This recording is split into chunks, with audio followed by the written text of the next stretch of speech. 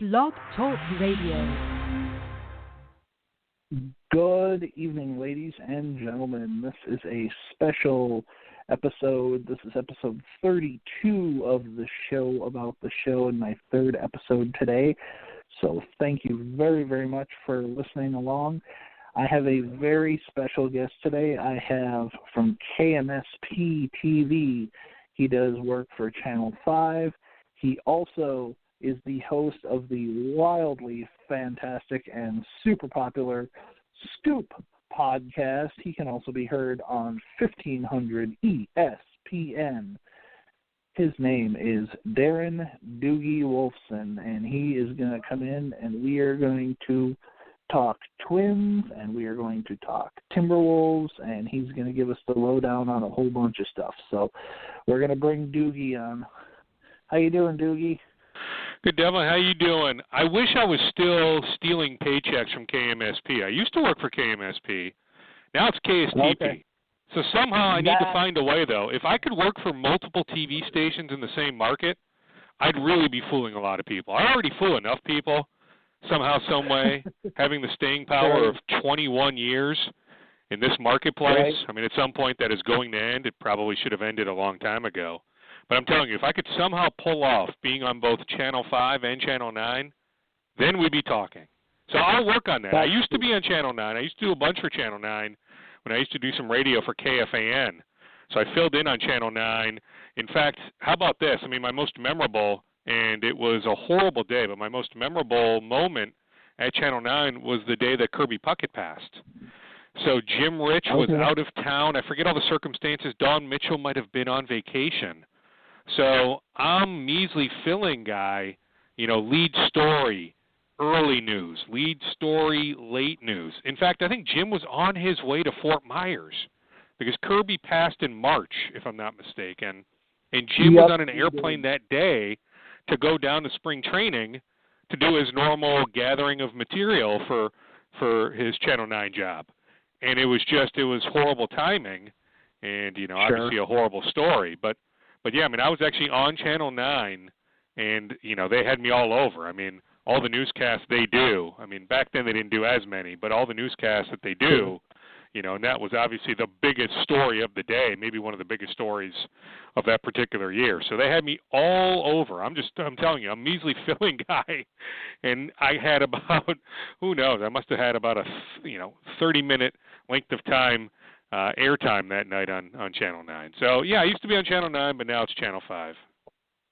And you'll have to forgive me, and this one might hurt a little bit, but I've been a WCCO guy for my entire life. So. No, you're fine. You know what? I mean, the way the business is moving, I'm happy to hear that you watch the news. Seriously, whether it's us, whether it's a competitor, because to me, if you go back and we get all the numbers, all the ratings and all that, unfortunately over the last handful of years, there's just so many different ways now to consume news that people sitting down to watch, the traditional 5 o'clock news, the 6 o'clock news, even the 10 o'clock news. That's why you see some outlets doing news at 7 o'clock now. We've been doing news at 9 o'clock for a while, because people just have different viewing habits. But just to hear that you actually watch the news makes me happy, because I know a lot of people that used to watch the news that no longer watch. So that disappoints me as somebody who, this is my livelihood. So I want people to watch the news, whether you watch us or don't watch us, as long as you're watching something, that makes me happy. Absolutely. Well, Doogie, let's jump right in and let's talk some Twins baseball. So the big blow was Jason Castro. He was going to go in and have a minor knee operation done. Turns out it was a full tear of his meniscus, and he is out for the season. They have Mitch Garver as the starter and Bobby Wilson as the backup. They had Chris Jimenez is in AAA Iowa with the Cubs. There's a couple other options out there. Do you see the Twins going out and making a move for a catcher, or do you think they're pretty satisfied with Wilson and Garver? I think more of the former. I think eventually they make a move. I don't know if they make a move in the next 24 to 48 hours. I mean, we might be talking, a week or two from now. I can tell you I texted with GM Thad Levine earlier today. He's with the AAA team in Rochester. he said, he took the easy way out, the politically correct way out. He said Sure. all options are open. Now, I ran a particular name by him, and that's what he texted back as well. So, they're kicking around some names. I mean, Boston is full of catchers, right? I mean, you think about the three catchers they have. Blake Swihart has come out and said, hey, well, his agent has at least, Brody Schofield of the Legacy Agency has come out and said, hey, come on, Dave Dombrowski, can you move Blake? So I know that Blake would welcome an opportunity. He's from New Mexico. I know he's friends with Mitch Garver. Not that that has anything to do with the Twins possibly making a trade for him, but that is one particular catcher that is available.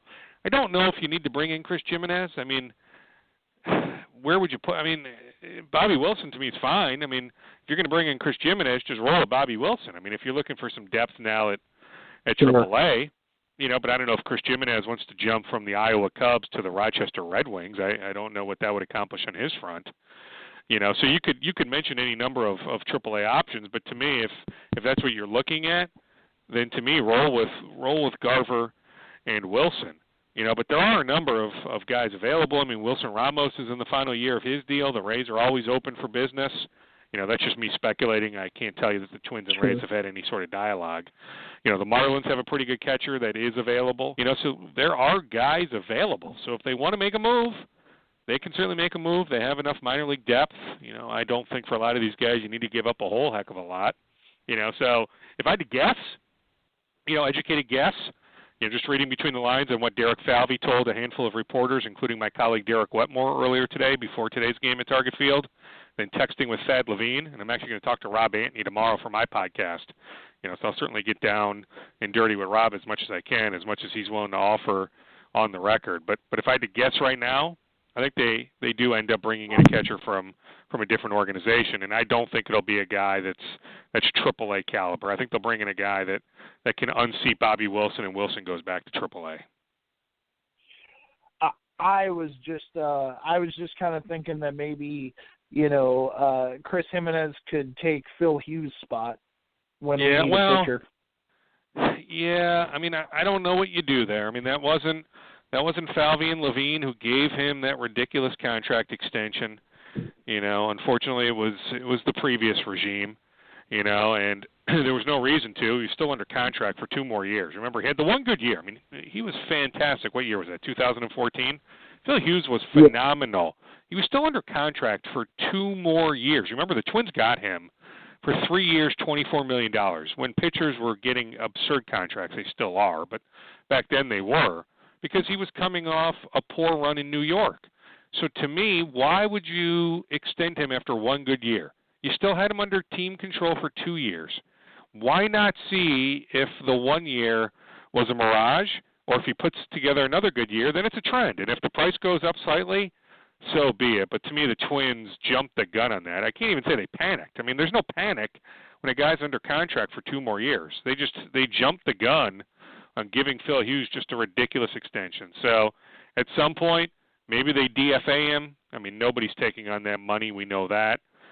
So if they need that 40-man roster spot, I suppose they can do some things to create that 40-man roster spot. But at this point, if you're Falvey and Levine and Molitor, I mean, I think you're stuck with him. I think he's in the role that he should be in. Long reliever. I saw he gave up another home run today. I don't even know if he's a long reliever. I mean, he's kind of just the last guy, mop-up guy. But with that contract, I mean, you're handcuffed in so many different ways. And, I mean, we could even segue, Devlin, to Lance Lynn. Like, I've seen some people tweet at me or just suggest in general, oh, the Twins need to DFA Lance Lynn. I wouldn't do that. I mean, you're paying him the $12 million. The velocity is fine. Like, let him figure it out. He's got enough of a track record.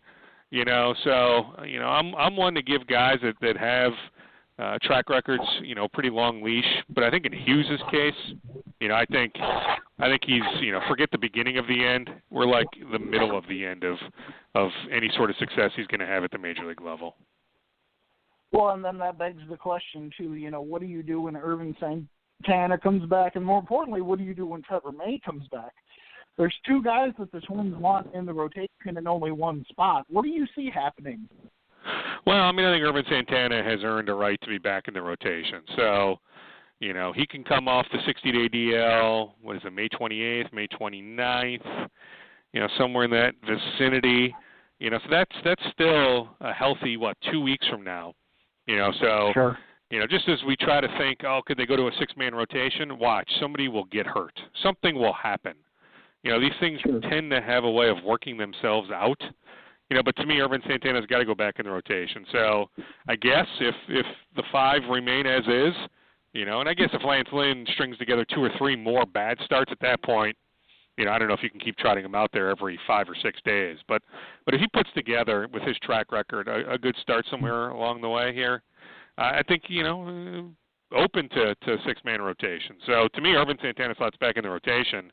And then Trevor May, I like him as a starter, but it's not like he's proven a lot. He's true. The numbers at the major league level are fine in relatively small sample sizes. There's a lot of potential there, but he hasn't pitched in a major league game forever. So I can't just hand Trevor May rotation keys. So to me, he's got to work his way back through the bullpen, but he can help him. I still think there's a lot there. So that's a good problem, I suppose, to get those 2 guys back and figure out how they slot in. But I'm just telling you, for Ervin Santana, I got to put him right back in the rotation. He's done enough over the course of his lengthy career to have earned that. Absolutely. If the Twins are out of contention at the trade deadline, do they move Dozier? You think they'll be out, though? How many games left against the Royals, the White Sox, and the Tigers? 48, 49? Not that they all come before the non-waiver trade deadline, but they'll certainly play the Royals, White Sox, and Tigers a lot here the next couple months leading into the July 31st non-waiver trade deadline. I think it's still July 31st, unless they moved it to a different day. But yeah, I don't think they're going to be out of it. There's no proof that Cleveland is running away with this division. They have the worst bullpen ERA in baseball. I know Andrew Miller's now back, but he's not back to what he used to be. Eventually I think that'll happen. I'm sure they miss Brian Shaw, who left them as a free agent. They got some guys hitting, but they got some guys in the lineup that are scuffling as well. There's some question marks about the number 5 spot in their starting rotation. So I really like the Indians heading into the year. But at this point, I don't think there's any proof to say to us, okay, the Indians are going to run away with this division. So to me, especially based on last year after the Twins were, after they moved Kinsler and Garcia, 3 or 4 games back with 5 teams to jump or 4 teams to jump for the second wild card, after the recency proof of that, let's say they're 2 or 3 games back of the Indians in the division. You can't sell. You just can't do it. Worst case scenario, you extend Dozier the qualifying offer. That's a no-brainer. And if he finds the deal he's looking for somewhere else, maybe that's the Angels. Ian Kinsler's a free agent, right? I was thinking about that last weekend when Dozier hit a couple home runs in Anaheim. I was thinking, with his agent being based out there, I was just thinking Brian Dozier in an Angels uniform makes some sense, if the Twins don't want to pay him. But, extend the qualifying offer and, worst case scenario, you'll get a draft pick. It won't be a great draft pick. It's not a bad draft pick, but it's not as good as it used to be. But get a draft pick, extend the qualifying offer, get the draft pick for Dozier if you don't want to pay him the money. But I would not trade him at the deadline. This is presuming that the Twins are not, 12 games under 500, just go into a complete tailspin. And Cleveland all of a sudden winning like last year 20 games in a row or something absurd. That there is a belief in my mind that the Twins and Indians will be close enough come the end of July where it wouldn't make sense for the Twins to sell. The Twins don't have a whole lot of payroll committed next year and 2020. I know they have Pineda on the hook for $2 million this year, $10 million next year. I believe they have Phil Hughes on the hook for next year. And I think everybody else is either qualifying offers, arbitration eligible, or a free agent.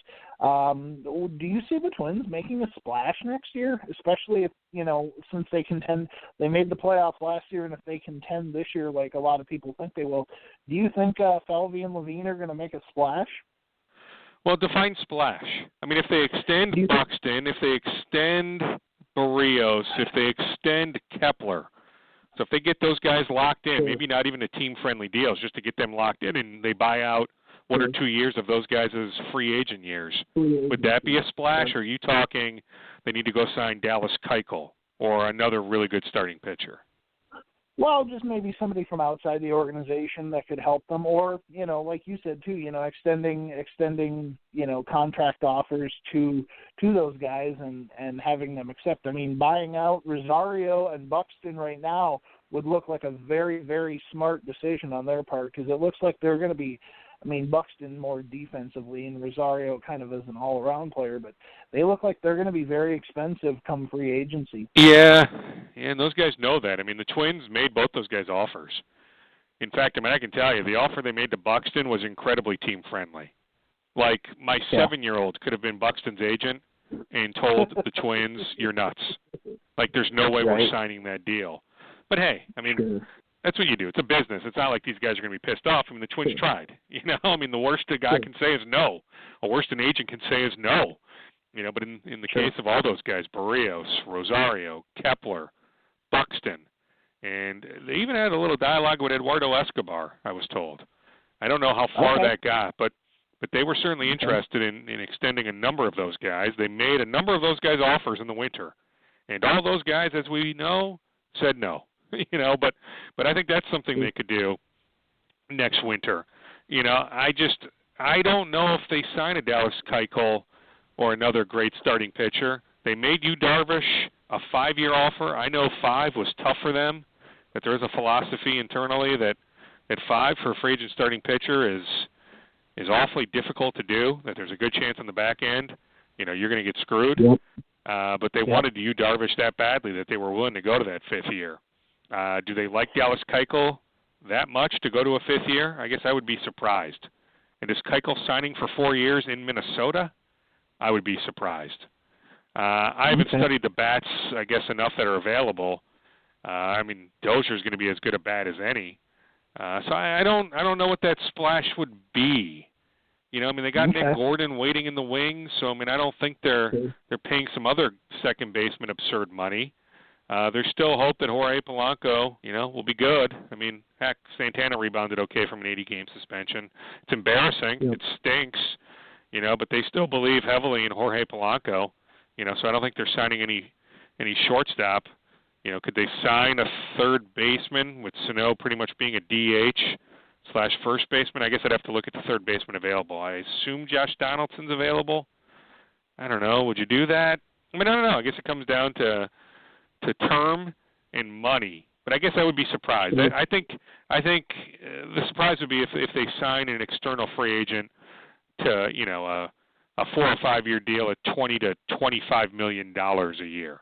But I do think they'll be active. I think it's going to be active with the guys that are currently on the roster. Doogie, let's switch real quick. I don't normally do this. I normally keep this as a baseball-only podcast, but being a lifelong Timberwolves fan as well, it was exciting this year to see them make the playoffs. I found something interesting on Twitter that somebody had posted originally, I believe, on Reddit, and I want to read it to you, and I kind of want to get your thoughts on it. Okay. It says the person who originally posted it said, the title is LeBron is Coming to Minnesota, which is enough to get you a downvote on there anyway. But the poster says he has a good friend who works at Benilde St. Margaret's. He was told that representatives from LeBron James' camp have contacted the school about LeBron Jr. enrolling there. Apparently, LeBron and Thibs are still on great terms from their Team USA, and LeBron is infatuated about the prospect of playing with and mentoring Cat, whom he views as a generational talent, and he also apparently loves the Mary Tyler Moore Show and wants to move to Minneapolis because of it. Obviously, LeBron's not going to move here because of a statue, but talk to me about that first part, because, I kind of find that interesting a little bit, and that would be a pretty, it's a pretty long shot, but, it's fun to dream. Yeah, interesting is the way that you view it. Laughable is the way that I view it. And, hey, I'm sure that LeBron respects Thibs. Yeah, I mean, there is that USA basketball connection. I'm positive LeBron really likes Jimmy Butler. I'm sure LeBron thinks that Karl Anthony Towns is a once a generation type talent, or borderline at least. Once in every 5 to 10 year type talent. I still don't see him coming west. Last time I checked, Houston isn't going anywhere. Golden State isn't going anywhere. I can see LeBron changing teams. I struggle seeing him moving to Minnesota. I don't think you leave your hometown team, the Cavs, to come to Minnesota, to come to the tougher of the two conferences. I promise you, if LeBron James's camp, which would be his agent Rich Paul and some other individuals, if they had touched base with some Benilde St. Margaret's folks, it would be out there more than on a Reddit message board. Right. It just would. Right. It just would, and I don't think you'd be making that phone call on May 12th or May 13th, leading into July free agency. I mean, that'd be something you would do after you commit to a team. You would not be showing your card, showing your hand if you're LeBron by doing such a thing. Not to say that you couldn't reach out to other schools in other cities. I mean, if he's got his eyes on the Philadelphia 76ers, because I think Philadelphia's a good fit for LeBron. I guess if you want to keep going with this and, just thinking about it logically, I guess LeBron's camp could reach out to a number of schools. So a school in Philadelphia, whatever the Benilde St. Margaret's school is in Philadelphia, or Lower Merion High School, where Kobe Bryant went to high school. I'm just saying, though, you would not do that.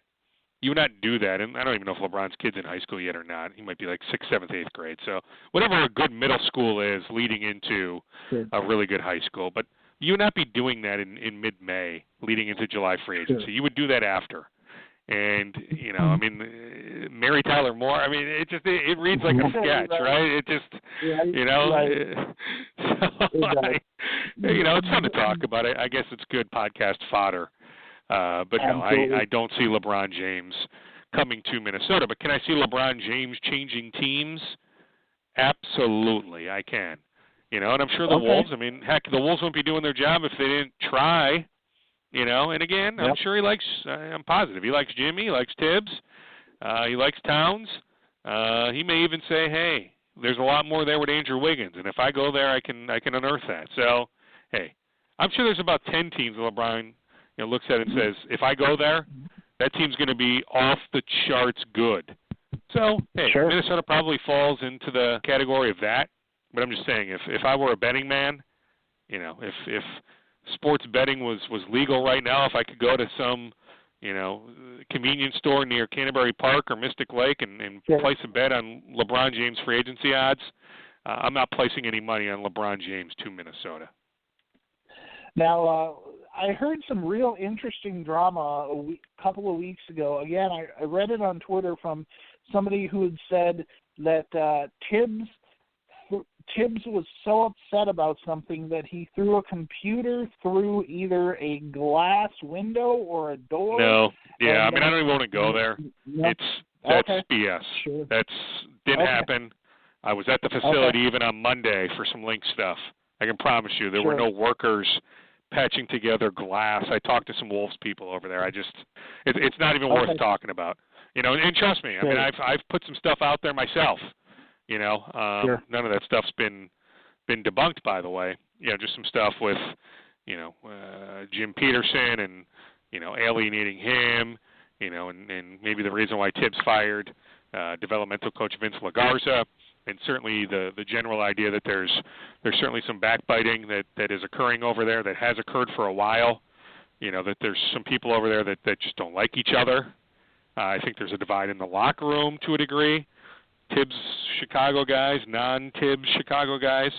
So there's a lot of relationships that need mending there, but to suggest what you just suggested happened is idiotic, is asinine. It didn't happen. So I don't even want to say it. So we'll just leave it at that. That it didn't happen, and we can move on. Do you? Obviously, I know this is the year that Wiggins' contract extension kicks in. But Zach Lowe of who's a prominent NBA beat writer, he said he was on a podcast recently, and he said that he has a feeling something big is going to happen in Minnesota. Do you think the Wolves end up trading either Gorgie or Andrew Wiggins? Well, I think if they move Gorgie, I don't think that's what Zach is referring to. I think he was pointing more toward the idea of blowing up one of the big three. Maybe Jeff Teague. I mean, I guess if the Wolves moved Jeff Teague, that would be a pretty sizable move. I mean, I guess if they moved any of their 5 starters, just because the starters are always going to play a ton under Thibs, so even Taj. So I guess that would be big. The general idea of moving Gorgie, though, I mean, that's not that big of a deal. Now, he's got 3 years, $45, $46, $47, $48 million left on his contract. The issue is, I mean, I know teams. I can tell you, Devlin. I know teams that like Gorgie. I don't know one team that likes his contract. So the only way you're moving him is if you're taking back a lot of money. So I don't want to say, never say never. I don't know that there's a real workable Gorgie trade that's out there. Maybe that develops even, heck. All the teams right now are in Chicago. So there may even be some trade rumors that come to light here over the next handful of days. Just when you have all the executives in one location, inevitably talks occur. So I'm not dismissing. I mean, he's not a bad player. He's not a great player, but he's not a bad player. So you would have to take money back. But yeah, I mean, they will explore moving Gorgie Jang. I'm positive of that. On Wiggins, I think he'd be selling low. I do. And I know there are people that think just get rid of the contract. I mean, you're right. The extension hasn't even kicked in yet. 5 years, $148 million kicks in next year. But I think you'd be selling low. And what people seem to forget often is that the owner has to approve any trade. Now, the owner was convinced to move Rubio when he really didn't want to move Rubio. But I would be surprised if Glenn Taylor approved an Andrew Wiggins trade, unless you're getting a superstar back. And I just don't know why Toronto would move DeMar DeRozan for Andrew Wiggins. I don't get that at all. And by the way, DeRozan and Butler would be a horrible fit. But if you're the Wolves, you would do that trade and just figure it out later. I mean, if you can move Wiggins for DeRozan, you'd do it. But I don't see why Toronto would do that. And I'm just saying, any other possible Wiggins trade where you're not getting back a superstar, I don't know that Glenn Taylor says yes. So I see Wiggins here as of now, subject to change. But as we sit here and talk on May 16th, I think Wiggins is here next year. Gorgie they'll shop, so I guess we'll see. But I'm just saying, if they end up moving Gorgie, you'll see that they're bringing back a bunch of money. Yeah, Doogie, we got about 2 minutes left. Yes or no? Do the Twins make the playoffs this year? By winning? I will say no. I was all in on the Indians before the season, so I think the Indians win the Central.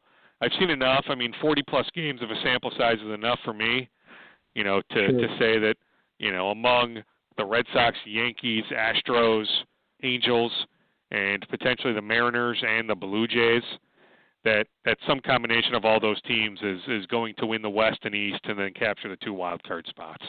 So I don't think the Twins are winning one of the wild card spots. So their path to the playoffs is to win the Central. And I just lean a little bit in the direction of Cleveland is going to figure things out enough. But I think they'll be in it. I mean, I'm positive the Twins are going to play meaningful games later in the season. I don't think on August 30th, we're going to be sitting here saying, what a wasted season. This last month is worthless. Why even play the games? Heck, I hope they lose for a better draft pick. I don't think we're going to be in that position in late August, early September. I just don't think the division is good enough, and I think it helps when you have 49 games left against the White Sox, Royals, and Tigers. So I think the Twins will play meaningful games, Devlin, in September. But if you're asking me whether they make the playoffs or not, I will say they miss the playoffs. Well, and you mentioned this earlier. Interesting stat I saw last night on MLB Network. The Indians have not only the worst bullpen in baseball, but their bullpen during the month of May has an ERA of 9. Yeah, so, I mean, it actually wasn't that bad as of, well, I mean, even when the Indians were in Puerto Rico to play the Twins. It wasn't great at that time, but it was fine. And, yeah, I mean, the issue has been here in the month of May. So I think with Andrew Miller now back, that he's too good not to figure things out, that the Indians bullpen will rebound. I agree with you, but he looks hurt to me. I mean, he's issuing a lot more walks, and he looks hurt to me. He looks like he's playing hurt. Yeah, I mean, I'll defer to you. I mean, heck, I'm coaching baseball this month. With so much other stuff going on, I haven't sat down and actually watched a full Indians game. I've not seen Miller. I didn't see him the other day or night when they lost to the Tigers. I do have the baseball package at the house, so I try to catch as many games as possible. But just with my schedule, I end up watching a lot of late-night games. Like, I can tell you a good amount about the Angels. I can tell you a good amount about the A's, the Mariners, the Dodgers, the Giants. I like those 9 o'clock start times when the kids are asleep, when the wife's falling asleep, and then I'm a night owl, so I can stay up until midnight, 1 a.m. in peace watching baseball. But it's hard to watch Indians games when a lot of their games start at 6 o'clock. I'm just not in a position to watch much of them. Absolutely. Got to be a dad first, as always. Oh, heck Ladies and gentlemen, Darren Wolfson, Doogie, I cannot tell you how much I appreciate you coming on my little podcast and hopefully helping me out. You are the man, sir. Ladies and gentlemen, you can hear Doogie on 1500 ESPN. Look for his Scoop podcast on Podcast One, iTunes. Pretty much you can find him on Twitter, Darren Doogie Wolfson. He is the man. Thank you very much, Doogie. Always appreciated. You got it, Devlin, and God bless with everything going on in your life, okay? I appreciate it. Thank you, sir. Okay, we'll be in touch. Yep. Bye-bye. All right, ladies and gentlemen, that was Darren Doogie Wolfson. He opened up the notebook a little bit there. You could hear him kind of talking about possibly the Wolves making a move on Gorgie Deng if they take a big contract back, and you heard him say he doesn't think the Twins are going to make the playoffs. So, and a little bit of Dozier talk as well. So very, very interesting from Darren Doogie Wolfson. He is the man. I love that guy. I love his podcast. Find it, The Scoop Podcast. Anywhere you can find a podcast, I get his podcast. I follow him on Twitter, but I also find him on iTunes, the podcast app. Ladies and gentlemen, that is all I have for today. I'm going to take a little bit of time off here to deal with a family emergency, but I appreciate you guys listening. Thank you very much. Give us a 5-star review on iTunes. Follow me on Twitter, Devlin_Clark84. You guys rock, and I will see you down the road in podcast land.